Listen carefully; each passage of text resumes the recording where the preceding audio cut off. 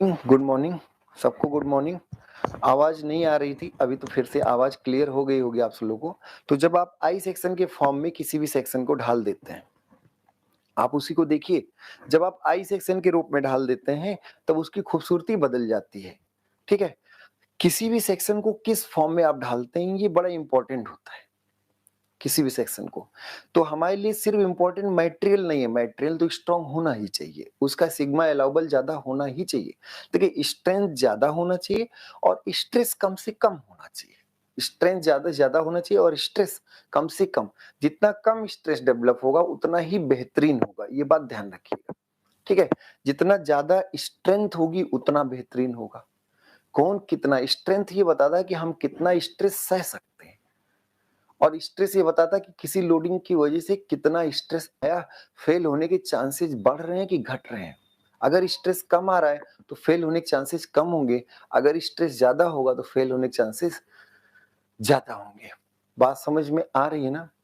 तो ओवरऑल हम सब लोग आगे बढ़ते हैं और बेंडिंग स्ट्रेस की और खूबसूरती को जानते हैं, और इसी को आप सब लोग आगे बढ़ाते हैं। अब जैसे इसी में केस 3 अगर हम कर लें, ये आपका है M/I equal to M by इंटर। ये देखिए, रेजिस्टिव मोमेंट की बात चल रही थी और मोमेंट, तो अगर आप ध्यान से देखिए तो इक्विलिब्रियम में रेजिस्टिव मोमेंट और एम दोनों बराबर होते हैं। अप्लाइड मोमेंट और रेजिस्टिव मोमेंट दोनों क्या होते हैं इक्विलिब्रियम में, बराबर होते हैं। तो यहां से अगर हम देखें तो M into R cross multiplication करने पर ई इंटू आई है। एम इंटू आर जो है वो ई इंटू आई की बराबर है। एम इंटू आर जो आपका है वो ई इंटू आई के बराबर है। अच्छा, एक बात ध्यान दीजिए, एक हमने टर्म बताया था स्टिफनेस। एक हमने टर्म क्या बताया था, स्टिफनेस। और एक्सियल स्टिफनेस आपको हमने बताया होगा ए इंटू ई बाई एल होता है। स्टिफनेस एक्चुअल में लोड अपान डिफॉर्मेशन होता है। लोड अपान क्या होता है, डिफॉर्मेशन होता है। एफ अपान डेल्टा हो सकता है। अब जब आपने लोड एंगुलर रोटेशनल लोड लगा दिया, जब आप रोटेशनल लोड लगाए तो स्टिफनेस आपके हिसाब से क्या होने वाला है, स्टिफनेस जो होगा, स्टिफनेस इक्वल टू होगा M by theta. M by theta. तो अगर आप यहां ध्यान से देखें, एक बेंडिंग, एक बीम था और उस बीम को आपने एम लगा के झुका दिया। जो स्ट्रेट था उसको आपने झुका दिया, कितना झुकाया, थीटा ये मुड़ गया, ये आपका थीटा मुड़ गया। बीच का जो ये डायमेंशन अभी चेंज नहीं हुआ, ये एल के बराबर है। और इसका यहां से बीच से रेडियस जो है वो रेडियस आर है। तो यहां से theta equal to L by R होगा। Theta equal to L by R होगा। अगर हम ध्यान से देखें तो ये आपका होगा एम और theta equal to L by R. तो यहां से हम लिख सकते हैं M into R by L, और एम इंटू आर जो होता है वो ई इंटू आई के बराबर होता है। तो ये भी आप कह सकते हैं। पर यहां पर आपने रोटेशनल मोमेंट लिया तो रोटेशनल डिस्प्लेसमेंट भी लिया। जब आपका लोड था आप लीनियर डिफॉर्मेशन ले रहे थे। जब आपका लोड था तब क्या लिए थे, लीनियर डिफॉर्मेशन। जब आपका मूवमेंट था तो आपने एंगुलर डिफॉर्मेशन ले लिया। जैसे आपका मूवमेंट था तुरंत आपने क्या कर लिया, एंगुलर डिफॉर्मेशन ले लिया।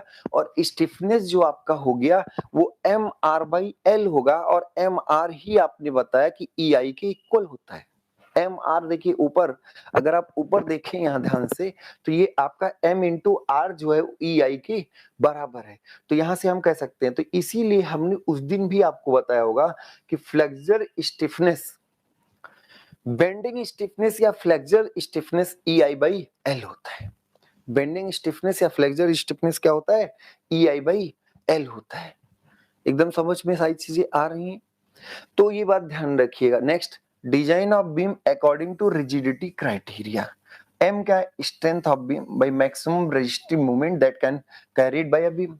और ई इंटू आई ए जो फ्लेक्सुरल, ई आई ही क्या है, फ्लेक्सुरल रिजिडिटी।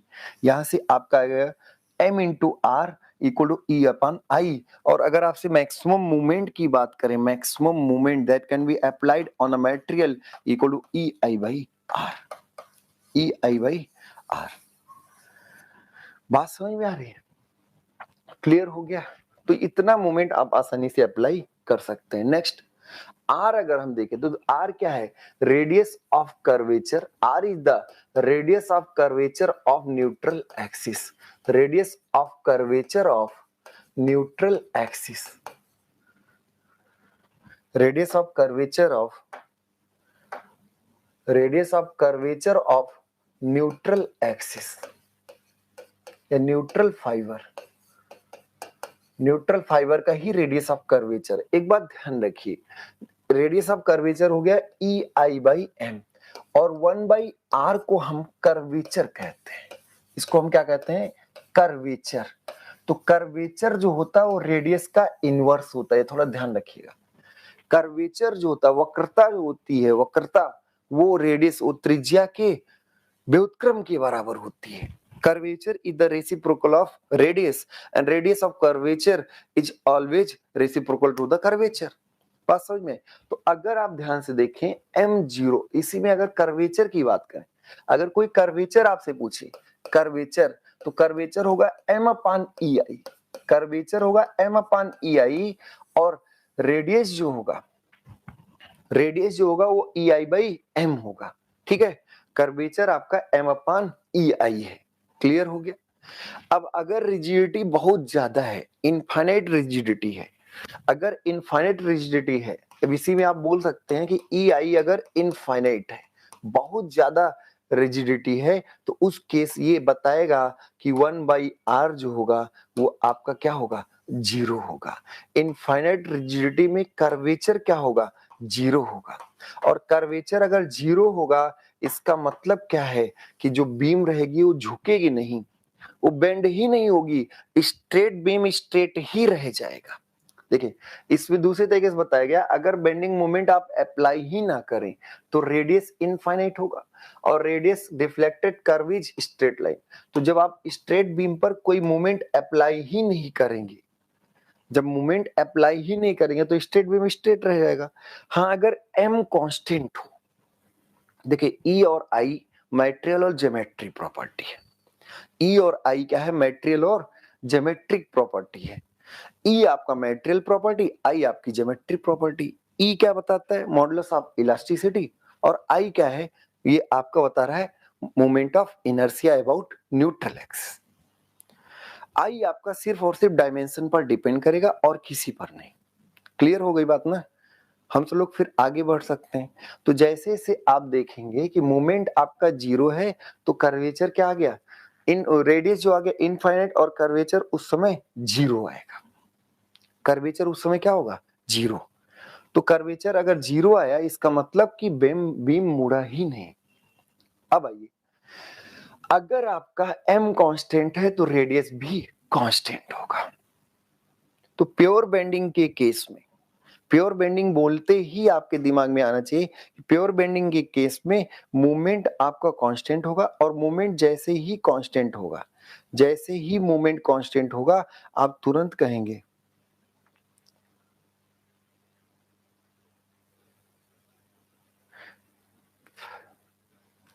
जैसे ही आपका मूवमेंट कांस्टेंट होगा, आप तुरंत बोलेंगे क्या, मूवमेंट जैसे ही कांस्टेंट होगा, आप तुरंत बोलेंगे रेडियस आपका कांस्टेंट होगा, और सर्कुलर का रेडियस क्या होता है, कांस्टेंट होता है।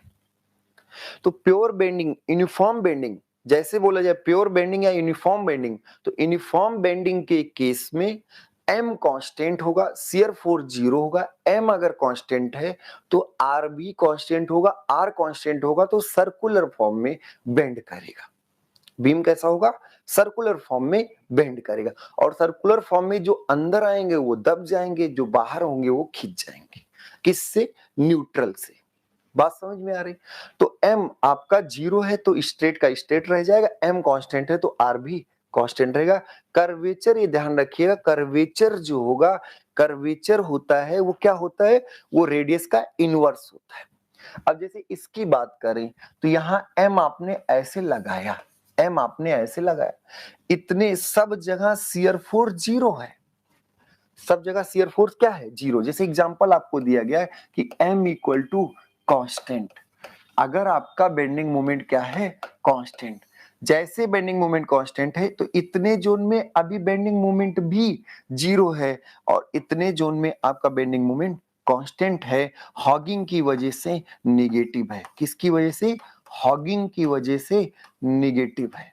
तो अगर इसका हम डिफ्लेक्टेड शेप की बात करें, इस बीम के डिफ्लेक्टेड शेप की बात करें, ये आपका नॉन डिफ्लेक्टेड शेप है और यहां आपने क्या लगा दिया? एम। तो जब भी ये डिफ्लेक्ट करेगा तो ये आपका एक सर्कुलर आर्क में होगा और उसके बाद ये स्ट्रेट ही रहेगा। ये आपका जो रहेगा वो सर्कुलर आर्क के फॉर्म में रहेगा और इतना क्या रहेगा? स्ट्रेट ही रहेगा ये। तो ये आपका सर्कुलर आर्क होगा और सर्कुलर आर्क का रेडियस इक्वल टू क्या होगा? कांस्टेंट। क्यों रेडियस कांस्टेंट होगा? क्योंकि m इक्वल टू क्या है? क्यू। क्यू सिंस क्या है? m equal to constant. तो m अगर बेंडिंग मोमेंट कांस्टेंट है तो देन रेडियस ऑफ कर्वेचर आपका कांस्टेंट होगा, r इक्वल टू आपका कांस्टेंट होगा। बात समझ में आ रही? अगला अगर इसी में देखें, m अगर लीनियर वेरी करे तो आपका r वेरिएबल कर्व होगा, रेडियस क्या होगा? वेरिएबल होगा। ठीक है, तो अगर आपका बेंडिंग मोमेंट वेरी कर रहा है तो रेडियस ऑफ कर्वेचर उस समय क्या होगा? वेरिएबल होगा और 1 अपॉन रेडियस भी वेरिएबल होगा, उस समय कर्वेचर भी वेरिएबल होगा। नेक्स्ट, अब जैसे इसमें है, आपने पॉइंट लोड लगाया, जैसे पॉइंट लोड लगाया आपका शियर फोर्स डायग्राम तो हर जगह कांस्टेंट ही रहेगा, पॉजिटिव रहेगा। ये ध्यान रखिए, शियर फोर्स डायग्राम आपका क्या रहेगा? पॉजिटिव कांस्टेंट, क्योंकि राइट साइड डाउनवर्ड पॉजिटिव होता है तो ये पॉजिटिव रहेगा और बेंडिंग मोमेंट आपका धीरे धीरे नेगेटिव होता जाएगा। हर एक सेक्शन पर बेंडिंग मोमेंट बदल रहा है। जैसे कोई अगर यहाँ पे बेंडिंग मोमेंट पूछे तो 0 बताएंगे, पर अगर कोई आपसे यहाँ पर बेंडिंग मोमेंट, तो ये वैल्यू इस जगह पर बेंडिंग मोमेंट का मान होगा। हर जगह बेंडिंग मोमेंट वेरिएबल है। यूनिफॉर्म स्ट्रेंथ की बीम क्या होती है? अब फिर से सुनिएगा, अगर m कांस्टेंट है तो रेडियस ऑफ कर्वेचर कांस्टेंट होगा, अगर m वेरिएबल है तो रेडियस ऑफ क्या होगा? कर्वेचर भी वेरिएबल होगा। यूनिफॉर्म स्ट्रेंथ की बीम क्या होती है? अब ध्यान सुनिएगा, हमारी बात ध्यान से सुनिएगा। यूनिफॉर्म स्ट्रेंथ की बीम कोई मोटी सी बीम है, इस बीम में अगर आपने लोडिंग किया, किसी बीम अगर आपने m मान लीजिए लगाया तो m हर जगह कांस्टेंट होगा, पर किसी एक सेक्शन पर अगर आप जाएंगे तो हर एक सेक्शन पर आपका, इसी सेक्शन से अगर हालचाल पूछो तो इस सेक्शन में एक न्यूट्रल एक्सिस होगा, एक क्या होगा? न्यूट्रल, और यहाँ पर कंप्रेसिव, यहाँ पर टेंसाइल आएगा, वहां टेंसाइल, यहाँ पे कंप्रेसिव। बात समझ में आ रही? तो आप जब m अप्लाई करेंगे तो कहीं कंप्रेसिव आएगा, कहीं पर टेंसाइल आएगा। पूरी बात समझ में आ रही है ना सबको? अब ऐसी सिचुएशन में आप ये कह सकते हैं कि गुरुजी एक ही प्लेन में हर एक फाइबर में स्ट्रेस अलग होता है, तो यूनिफॉर्म कैसे? एक ही प्लेन में हर एक फाइबर में स्ट्रेस अलग अलग होता है तो यूनिफॉर्म कैसे? तो अब ध्यान सुनिएगा, इस प्लेन में मैक्सिमम तो कुछ होगा, चाहे टॉप पर होगा और चाहे बॉटम पर होगा। इस प्लेन का मैक्सिमम स्ट्रेस, इस प्लेन का मैक्सिमम बेंडिंग स्ट्रेस दूसरे प्लेन में देखा वहां के बेंडिंग स्ट्रेस के बराबर हो। हर जगह का, हर एक सेक्शन का, हर जगह का स्ट्रेस नहीं, हर एक सेक्शन का मैक्सिमम बेंडिंग स्ट्रेस अगर समान हो तो उसको यूनिफॉर्म स्ट्रेंथ का बीम कहते हैं। इसका मैक्सिमम, हर एक सेक्शन का मैक्सिमम बेंडिंग स्ट्रेस अगर हर जगह समान है तो उसको क्या कहेंगे? यूनिफॉर्म स्ट्रेंथ का बीम।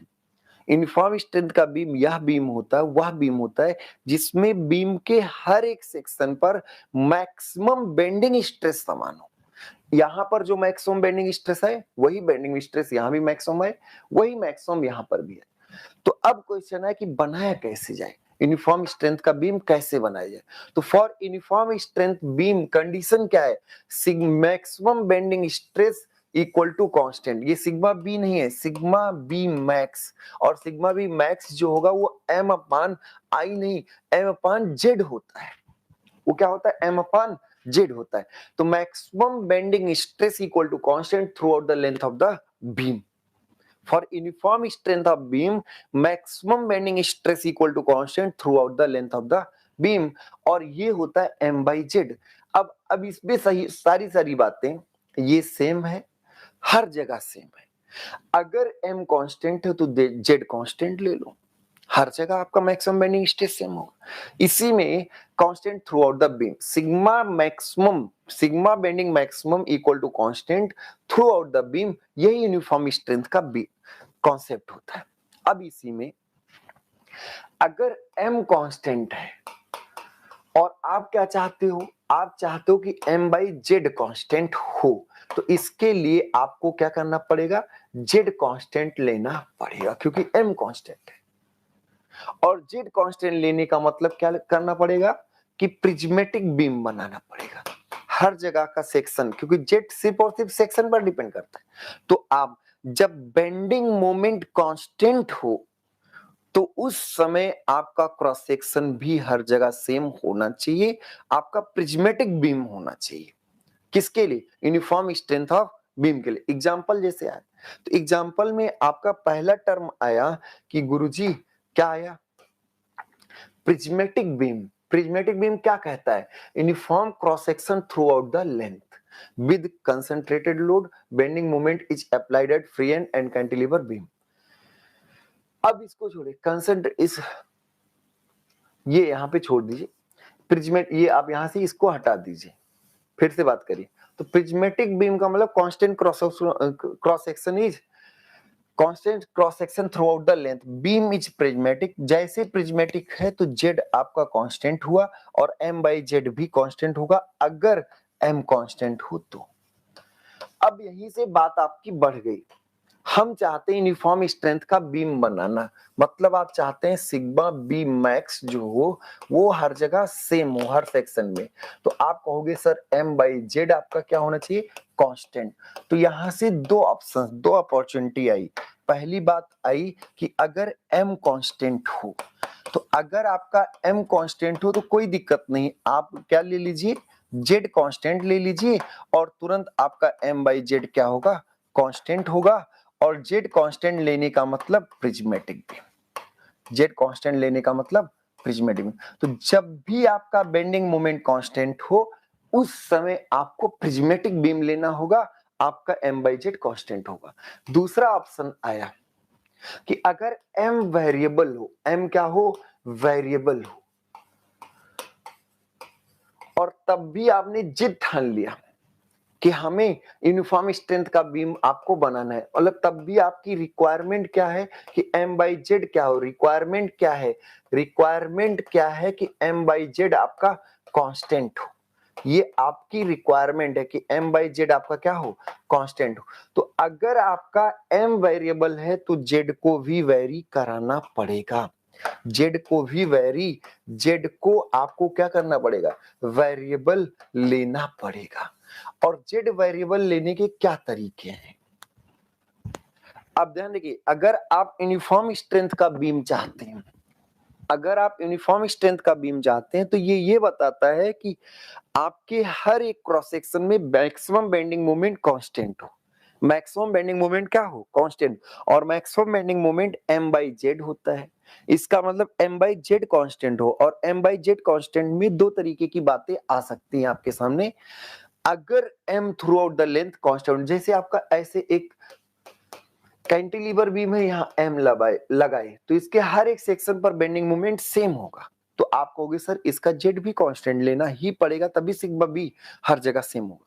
लेकिन अगर आपका m वेरिएबल हो, और m का वेरिएशन हम आपको हर एक केस में बता चुके हैं कि लोड, शियर फोर्स और बेंडिंग मोमेंट, लोड से एक ऑर्डर ये ज्यादा होता है और उससे एक ऑर्डर ये ज्यादा होता है।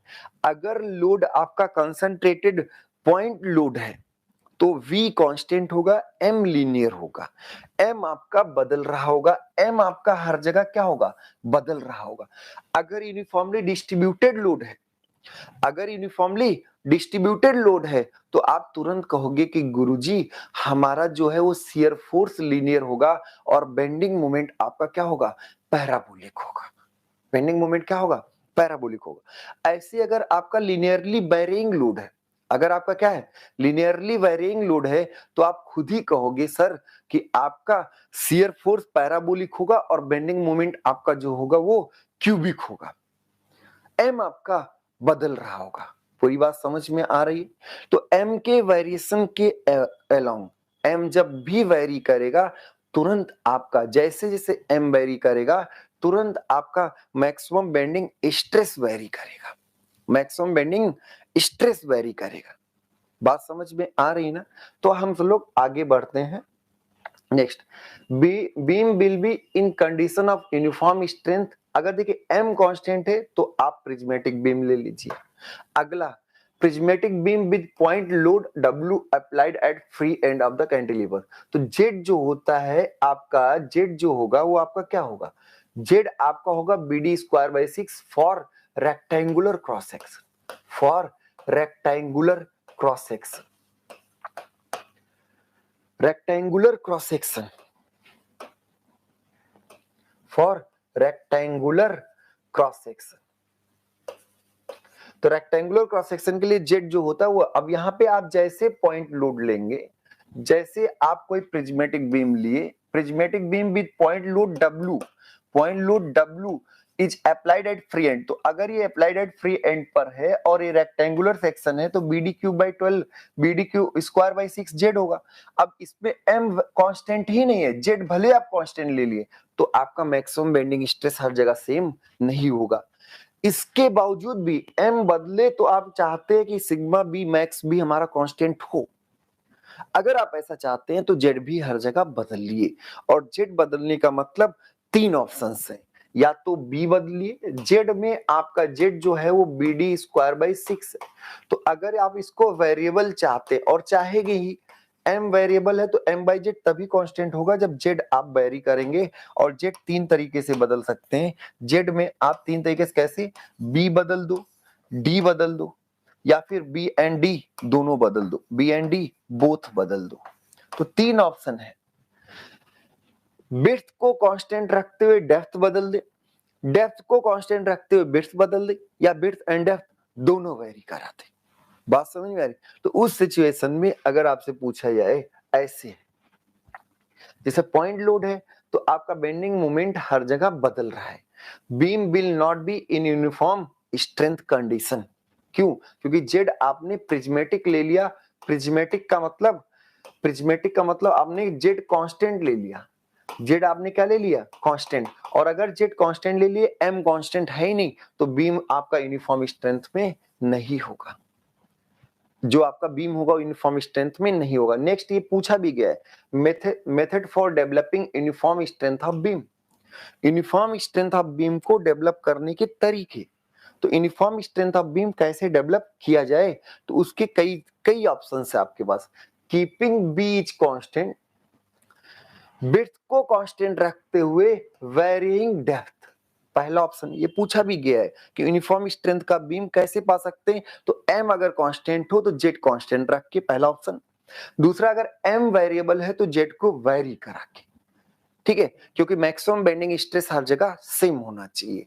तो z को वेरी कराना क्या है, अब z को वेरी कराने के 3 ऑप्शन है। पहला, कीपिंग b कांस्टेंट, विड्थ को कांस्टेंट रखते हुए डेप्थ बदल दीजिए, विड्थ को कांस्टेंट रखते हुए डेप्थ बदले, और keeping D is constant, depth को आप कांस्टेंट रखें और वेरिंग विड्थ को बदल दें, डेप्थ को कांस्टेंट रखते हुए विड्थ बदल दें। अगला, both can be varies along the length, दोनों एक साथ बदल सकते हैं, ठीक है। तो पहला मेथड जो है वो पहला मेथड कि b इक्वल टू कांस्टेंट रखें। अब अगर आप ध्यान से देखो तो आपके पास सिग्मा इक्वल टू क्या है, m/z, सिग्मा इक्वल टू क्या है, m/BD²/6, और ये आप चाहते हो कांस्टेंट, ये आप क्या चाहते हो, कांस्टेंट। और यहां पर जब आपका पॉइंट लोड है तो आपका बेंडिंग मोमेंट कैसा है, लीनियर है, बेंडिंग मोमेंट कैसा है, लीनियर है। तो पहला अगर यहां से देखें तो यहां से आप कह सकते हैं 6m/BD² जो होना चाहिए ये कांस्टेंट होना चाहिए, और इस कांस्टेंट के चक्कर में पहला केस आप कह रहे हो कि बी कांस्टेंट हो तो डी का वेरिएशन क्या होगा, तो आप तुरंत कहोगे सर m अपान डी स्क्वायर कांस्टेंट होना चाहिए। m अपान, क्योंकि b कांस्टेंट है, d कांस्टेंट है और ये कांस्टेंट है, तो यहां से आप कहोगे m अपान डी स्क्वायर क्या होना चाहिए, वो कांस्टेंट होना चाहिए। और m अपान डी स्क्वायर अगर कांस्टेंट होना चाहिए तो आप तुरंत बोलोगे चूंकि m जो है वो x का फंक्शन है और ये d स्क्वायर, तो यहां से ये कांस्टेंट होना चाहिए। तो यहां से आप कहोगे कि x D square equal to कुछ कांस्टेंट इनटू x होगा।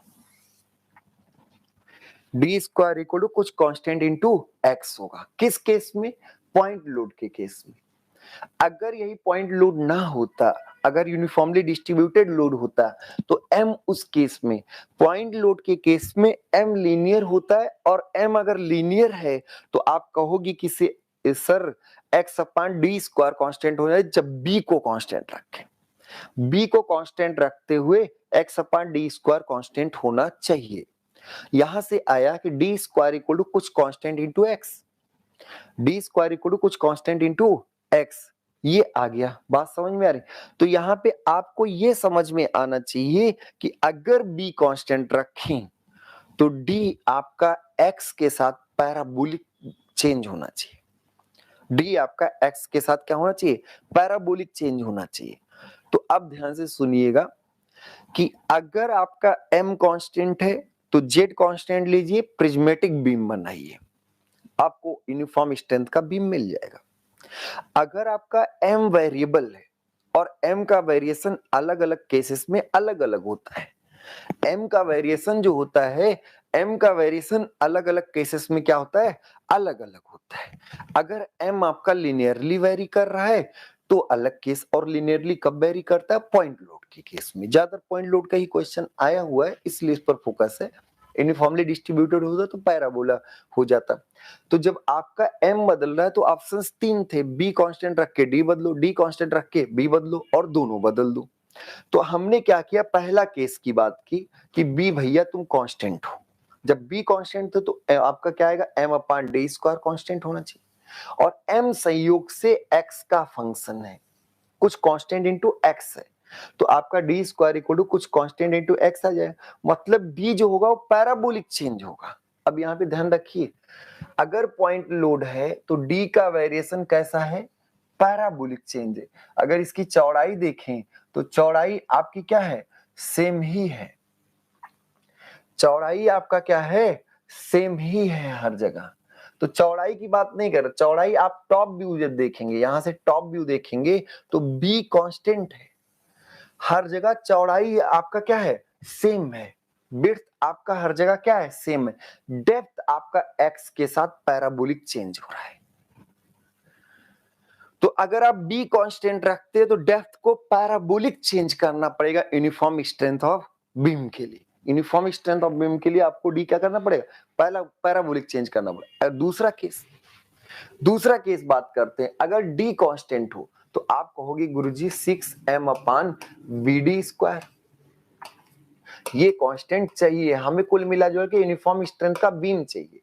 अब आपने इसमें ऑप्शन बदल दिया कि नहीं d कांस्टेंट रखेंगे, तो जब आप d कांस्टेंट रखोगे तो यहां से आएगा कि m बाई b कांस्टेंट रखो। इसका मतलब ही हुआ अगर ये पूरा कांस्टेंट है, ये पूरा आपका यूनिफॉर्म स्ट्रेंथ चाहिए, तो जब d कांस्टेंट होगा, जब भी आपका d कांस्टेंट होगा तो आपका m बाई b कांस्टेंट होना चाहिए, यहां से आ जाएगा। और m जो है वो संयोग से x का फंक्शन है पॉइंट लोड के केस में। पॉइंट लोड के केस में m लीनियर होता है, तो आप कहोगे b इक्वल टू कुछ कांस्टेंट इनटू x आ जाएगा, b इक्वल टू कुछ कांस्टेंट इनटू x आ जाएगा कि नहीं? तो इस सिचुएशन में आपका डेप्थ हर जगह कांस्टेंट है, डेप्थ हर जगह क्या है? कांस्टेंट है, पर जो विड्थ है वो बदल रही है, जो विड्थ है वो बदल रही है, ये ध्यान रखिएगा। टॉप व्यू में अगर आप देखें तो विड्थ आपकी क्या हो रही है? बदल। थिकनेस हर जगह सेम है पर विड्थ आपकी हर जगह क्या हो रही है? बदल रही है। ऐसे ही आपका बीम है, ये आपका पेड़े जैसा है। जैसे आप सब लोग पेड़ा खाए होंगे, कौन सा पेड़ा? ये ऐसे है, तो आपका हर जगह थिकनेस तो सेम है, डेप्थ हर जगह सेम है, डेप्थ हर जगह क्या है, सेम है, पर टॉप व्यू में आपको ऐसा दिख रहा है। तो यहां आप देख भी रहे होंगे कि अगर डेप्थ कांस्टेंट रखें तो विड्थ लीनियर वेरी करना चाहिए, किसके, यूनिफॉर्म स्ट्रेंथ ऑफ बीम के लिए। ठीक है, तो आप फिर से दो तीन बातें सुन लीजिएगा, एक साथ समराइज कर रहे हैं। यूनिफॉर्म स्ट्रेंथ का बीम, यूनिफॉर्म स्ट्रेंथ का बीम क्या होता है, uniform strength beam, uniform strength beam. तो इसने तुरंत कहा कि sigma B max, maximum bending stress equal to constant throughout the length, equal to constant throughout the length, maximum bending stress equal to constant throughout the length. और तुरंत इसने कहा कि मैक्सिमम बेंडिंग स्ट्रेस किसी भी section पर m/z होता है, ये कांस्टेंट होना चाहिए। इसका मतलब आया BD²/6 इक्वल टू कांस्टेंट होना चाहिए। अब इसमें पहला केस आता है कि m अगर कांस्टेंट है, यूनिफॉर्म प्योर बेंडिंग है, m कांस्टेंट ही क्या है, प्योर बेंडिंग। तो अगर प्योर बेंडिंग है तो आप z इक्वल टू भी कांस्टेंट लीजिए, और z इक्वल टू कांस्टेंट लेने का मतलब हुआ कि आप प्रिज्मेटिक बीम लीजिए। आप क्या लीजिए, प्रिज्मेटिक बीम लीजिए। ठीक है, अब दूसरा ऑप्शन आता है कि m वेरिएबल है, m क्या है, वेरिएबल है, और उस समय भी आप चाहते कि z आपका यूनिफॉर्म स्ट्रेंथ की बीम मिले, तो आप तुरंत कहोगे कि z को वेरिएबल लेना पड़ेगा, z को क्या लेना पड़ेगा, वेरिएबल लेना पड़ेगा। ठीक है, और z वेरिएबल में आप z को अगर देखें तो तीन ऑप्शन है। z आपके दिमाग में आया BD²/6, तो b को कांस्टेंट रखते हुए आप कह सकते हो कि d को वेरी कराएं, d को वेरी कराएं। और दूसरा ऑप्शन आपका B and D both very कराएं, B and D both very कराएं, क्या कराएं, बोथ वेरी कराएं। और दूसरा तीसरा ऑप्शन आपके पास लास्ट ऑप्शन है कि हम D को कांस्टेंट रखते हुए V वेरी कराएं। ठीक है, ये आपके पास ऑप्शंस हैं, इतना आपको करना पड़ेगा यूनिफॉर्म स्ट्रेंथ ऑफ बीम के लिए। अब इन तीनों में अगर आप ध्यान दें तो फर्स्ट ऑप्शन, हम ये मिक्स वाले को नहीं एनालाइज कर सकते, वो आपके ऊपर। जब डी कांस्टेंट रखेंगे तो जैसे डी कांस्टेंट रखोगे, जैसे डी कांस्टेंट रखोगे आप कहोगे बी कांस्टेंट, जैसे बी कांस्टेंट रखोगे तो आप कहोगे m/d² आपका कांस्टेंट होना चाहिए, m/d² क्या होना चाहिए, कांस्टेंट होना चाहिए। ऐसे अगर आपका डी कांस्टेंट है तो m/b आपका क्या होना चाहिए, कांस्टेंट होना चाहिए। यहां से आप ये भी कंक्लूड कर सकते हैं, फर्स्ट वाले से आप ये भी कंक्लूड कर सकते हैं। क्या क्या कंक्लूजन हो सकता है, तो फर्स्ट वाले से आप कह सकते हैं कि d जो होना चाहिए वो प्रोपोर्शनल टू √m होना चाहिए, और यहां से ये कंक्लूड कर सकते हैं कि जो b होना चाहिए वो प्रोपोर्शनल टू m होना चाहिए, b प्रोपोर्शनल टू √m होना चाहिए, और b प्रोपोर्शनल टू m होना चाहिए। जो आपका b है विड्थ, अब देखिए कोई बीम है उसका b और d दिखेगा कैसे, तो ध्यान से देखिएगा, ये b है और ये d है, चौड़ाई b है और ये क्या है, d है। तो यहां से दो बातें निकल के आती हैं फर्स्ट पार्ट से, फर्स्ट को हम और आगे बढ़ा रहे हैं, d प्रोपोर्शनल टू √m। अब इसी में अगर पॉइंट लोड है, अगर आपका पॉइंट लोड है तो जैसे पॉइंट लोड है आप कहोगे d प्रोपोर्शनल टू √x, क्यों, क्योंकि पॉइंट लोड कहता है m प्रोपोर्शनल टू x। अगर आपका यहीं पर यूनिफॉर्मली डिस्ट्रीब्यूटेड लोड हो तो यूनिफॉर्मली डिस्ट्रीब्यूटेड में m प्रोपोर्शनल टू x², तब यहाँ पर आ जाएगा d प्रोपोर्शनल टू x आ जाएगा। इसी में अगर आपका यूनिफॉर्मली वेरिंग लोड हो तो m proportional to x cube, तो यहाँ से d प्रोपोर्शनल टू x की पावर 3/2 आ जाएगा। तो ये तीनों बातें, हाँ जनरली पॉइंट लोड का ही क्वेश्चन पूछा जाता है। तो पॉइंट लोड में m जो होता है वो लीनियर होता है, तो यूनिफॉर्म स्ट्रेंथ की बीम पाने के लिए डेप्थ जो होना चाहिए वो आपका √x के प्रोपोर्शनल होना चाहिए। जो डेप्थ होना चाहिए वो √x के क्या होना चाहिए, प्रोपोर्शनल होना चाहिए। अगर आपका यूडीएल है तो उस केस में डेप्थ जो होना चाहिए वो x के, मतलब x क्या है, लेंथ। तो यहाँ ध्यान रखिएगा पॉइंट लोड के केस में b को कांस्टेंट रखते हुए डेप्थ को x के साथ, लेंथ के साथ पैराबोलिक चेंज होना चाहिए। कैसा होना चाहिए, पैराबोलिक चेंज होना चाहिए। बात समझ में है? तो जब आपका पॉइंट लोड हो m x के प्रोपोर्शनल होगा, आप तुरंत कहेंगे कि b को कांस्टेंट रखने पर डेप्थ जो होना चाहिए वो x के साथ पैराबोलिक चेंज होना चाहिए। कैसा चेंज होना चाहिए, पैराबोलिक चेंज होना चाहिए। ये बात आपको हमें लगता है समझ में आ गई होगी। ऐसे अगर आप अगले केस को देखें तो b प्रोपोर्शनल टू m भी है। सेकेंड केस में अगर आप जाएं तो b प्रोपोर्शनल टू m है। अब m में कई बातें आती, पहला बात आता है पॉइंट लोड। जैसे पॉइंट लोड आपने बोला, जैसे पॉइंट लोड बोला m जो हो गया वो प्रोपोर्शनल टू x हो गया। इसका मतलब निकल के आया कि b प्रोपोर्शनल टू x, तो मतलब b प्रोपोर्शनल टू x का मतलब लीनियर वेरिएशन। कैसा वेरिएशन, लीनियर वेरिएशन। अगर यही आपका यूनिफॉर्मली डिस्ट्रीब्यूटेड लोड हो तो m proportional to x square आ जाएगा, और यहां से आप कहोगे b proportional to x square, तब ये आपका पैराबोलिक वेरिएशन होगा। और यहां पर अगर यूनिफॉर्मली वेरिंग लोड हो तो m proportional to x cube आ जाएगा, तब b जो होगा वो प्रोपोर्शनल टू x क्यूब होगा, तब आपका क्या होगा, क्यूबिक होगा। ज्यादातर फर्स्ट केस ही पूछा जाता है, इसलिए फर्स्ट को ही ध्यान रखिए कि पॉइंट लोड के केस में अगर हम डेप्थ कांस्टेंट रखें, पॉइंट लोड के केस में अगर हम डेप्थ कांस्टेंट रखें तो v का वेरिएशन कैसा होगा, b का वेरिएशन आपका कैसा होगा। तो उस केस में आप कहेंगे b का वेरिएशन लीनियर लेंगे तो हम हमेशा क्या पाएंगे, यूनिफॉर्म स्ट्रेंथ का बीम पाएंगे। तो अलग अलग आपको डायग्राम दिखाए भी गए हैं, जैसे ये है। तो अब इसी में मेथड जो आया, फर्स्ट में अगर पॉइंट लोड है बी कांस्टेंट रखते हैं, बी कांस्टेंट जो कि यहाँ पे दिख रहा है, टॉप व्यू में बी दिखेगा। इसका जब आप टॉप व्यू और प्लान व्यू बनाएंगे तो आपको एक रेक्टेंगल दिखेगा और फ्रंट व्यू में डी दिखेगा। तो आप कहेंगे बी कांस्टेंट होने पर पॉइंट लोड में डी आपका कैसा होना चाहिए, पैराबोलिक वेरिएशन। कैसा होना चाहिए, पैराबोलिक वेरिएशन। ठीक है, parabolic variation with respect to length. अगला आपका देखें तो जब आपका डी कांस्टेंट होगा, आप इसमें थोड़ा सा पेड़ा वाला केस समझ सकते हैं। कौन सा, काजू बर्फी की बात कर रहे हैं, काजू बर्फी की बात कर रहे हैं। तो काजू बर्फी जो होगा इसमें सामने अगर आप ध्यान से देखें तो डी तो कांस्टेंट है, डी यहाँ डेप्थ हर जगह क्या है, कांस्टेंट है, पर जो बी है वो बदल रहा है।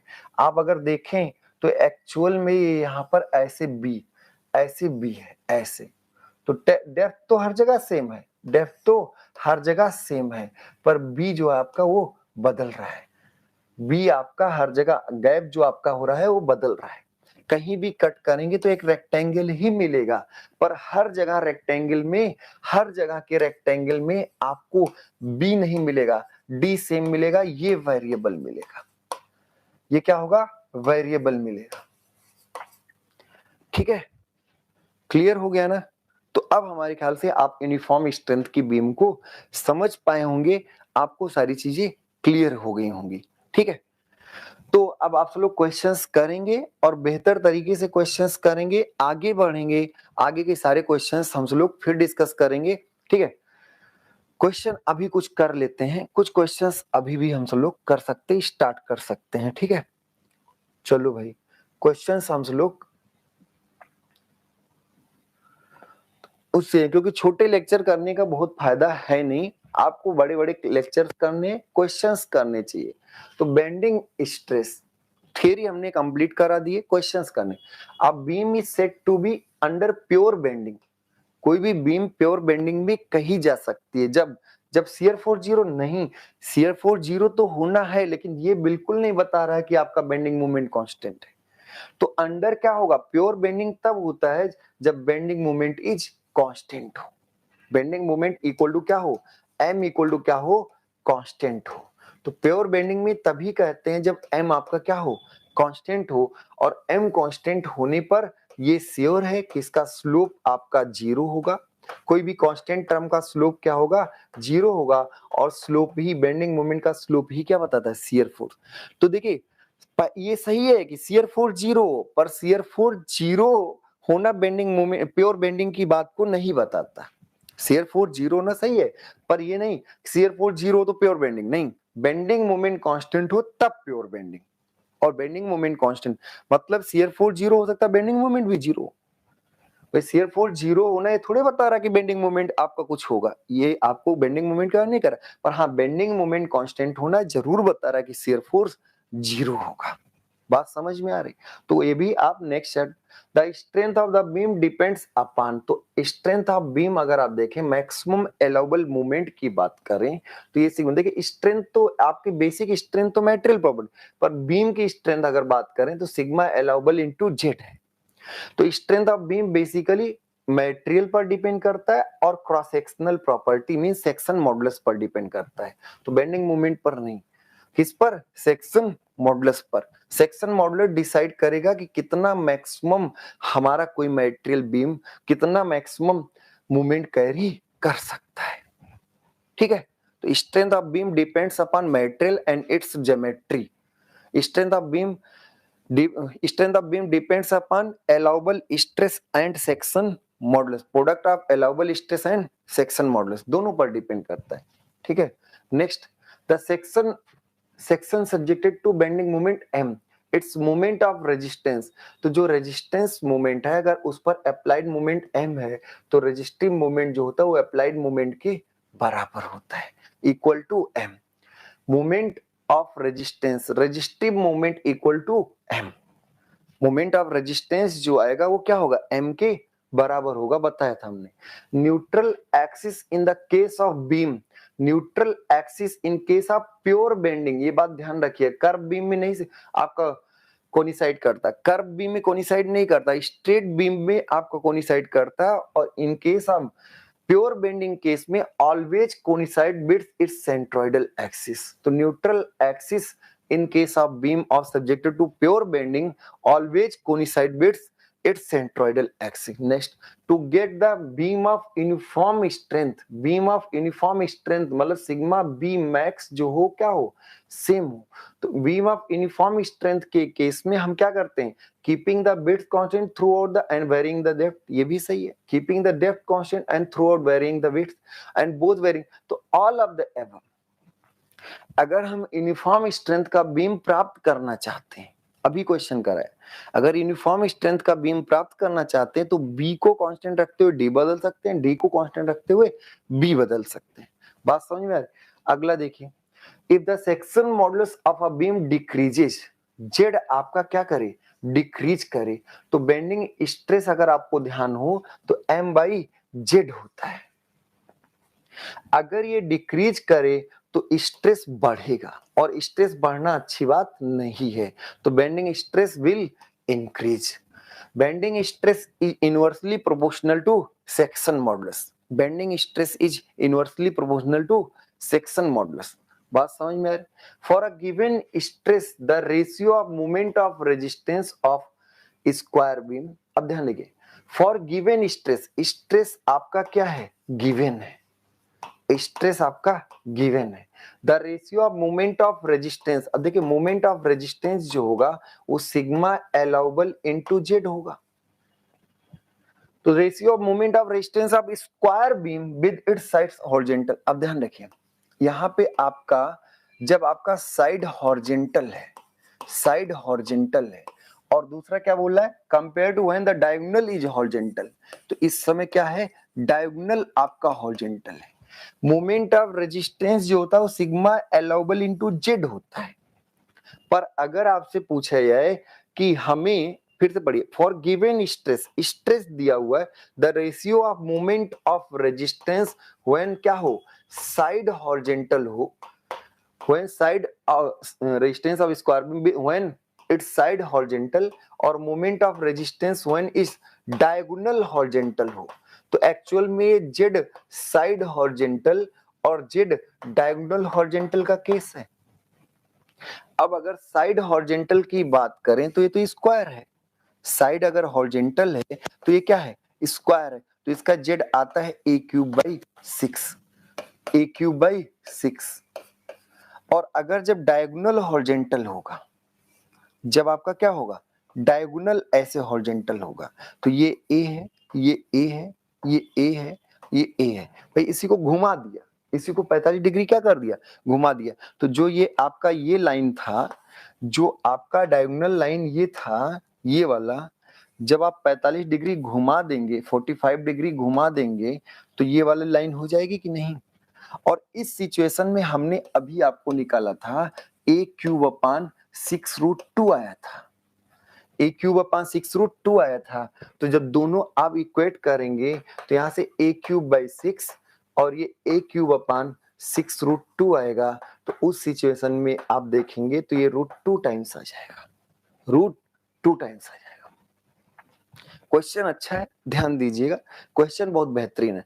For the given stress, for the given stress, किसी दिए हुए स्ट्रेस में मोमेंट ऑफ रेजिस्टेंस का रेशियो बताना है। For the given stress the moment of resistance of a square beam, किसी स्क्वायर बीम का moment of resistance with its side horizontal, जब इसके साइड हॉरिजॉन्टल है, ये साइड हॉरिजॉन्टल है, टू कंपेयर करना किसके, to when its diagonal is horizontal, तो इस समय डायगोनल हॉरिजॉन्टल है, मतलब ये जेड सेक्शन है।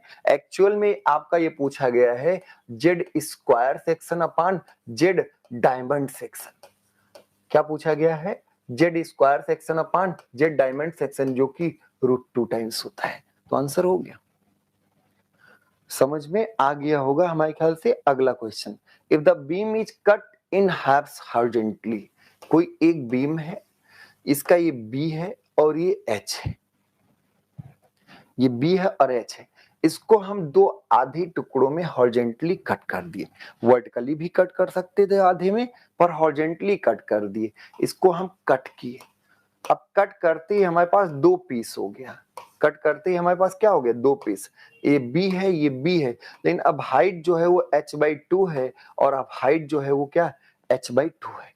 And two halves laid side by side, जो दोनों आधे हैं लेड साइड बाय साइड, तो अब जो दोनों आधे हैं वो साइड बाय साइड ऐसे लेटा दिया गया।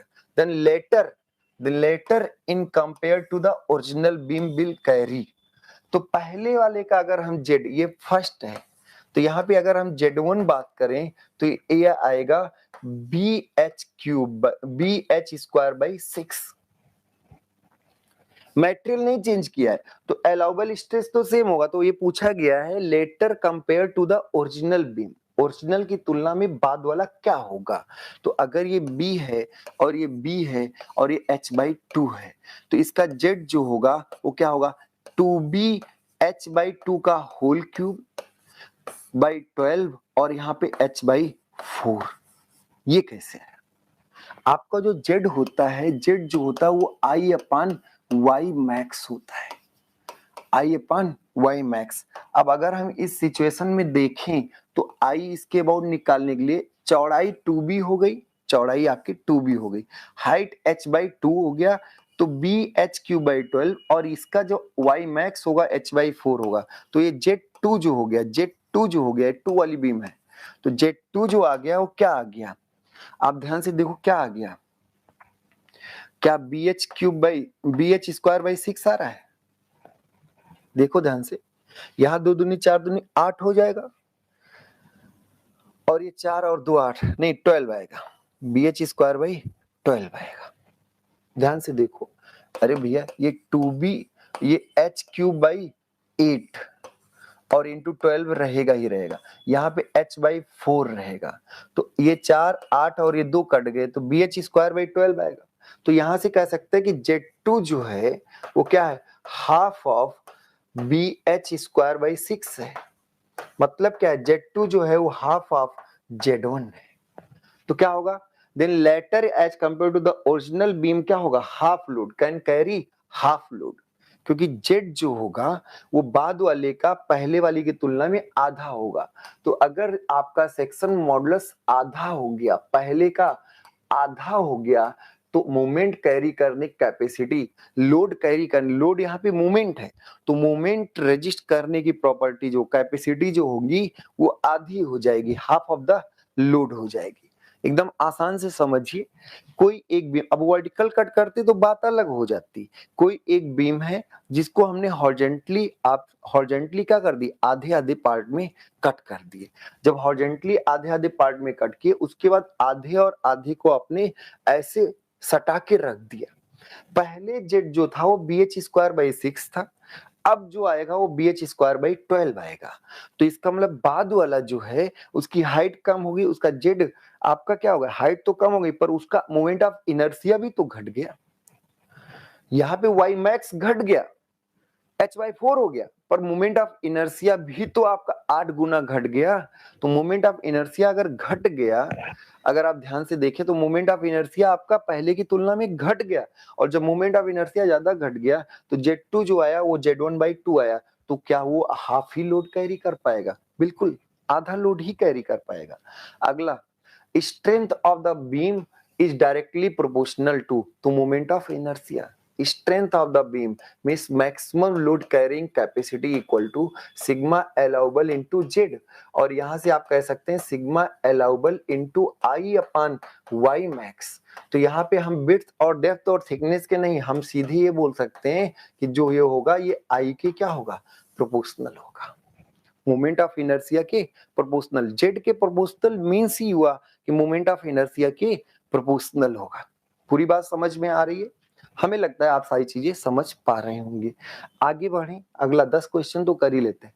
Moment of a beam is defined at its section modulus multiplied by, तो क्या है, मोमेंट नहीं, मैक्सिमम मोमेंट या फिर मोमेंट कैपेसिटी बोल सकते हैं।